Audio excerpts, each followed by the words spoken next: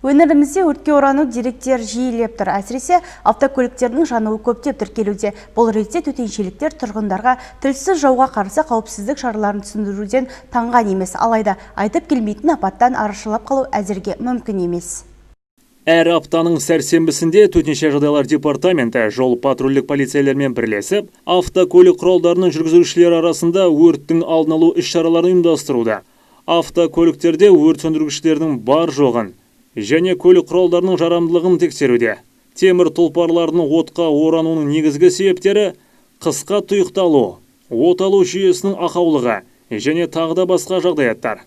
2020 жылдың басынан Қызылорда қаласының аумағында 38 автокөліктегі өрт оқиғалары тіркелді.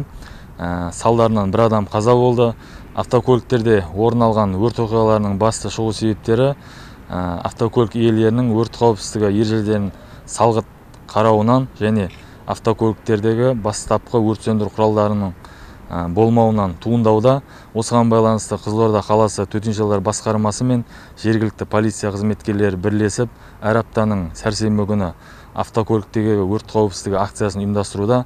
Осыған байланысты қала тұрғындарынан сұрайтынымыз автокөліктегі өрт қауіпсіздігі талаптарын сақтауды сұраймыз.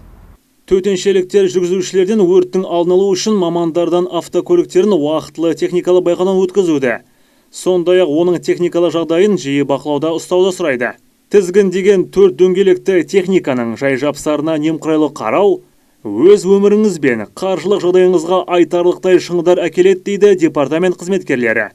Олжас Нұрдәулет Қалабеков, Берік Байымбетов, Сәуле Нұрпейісова, Қызылорда қоғамдық телеарнасы.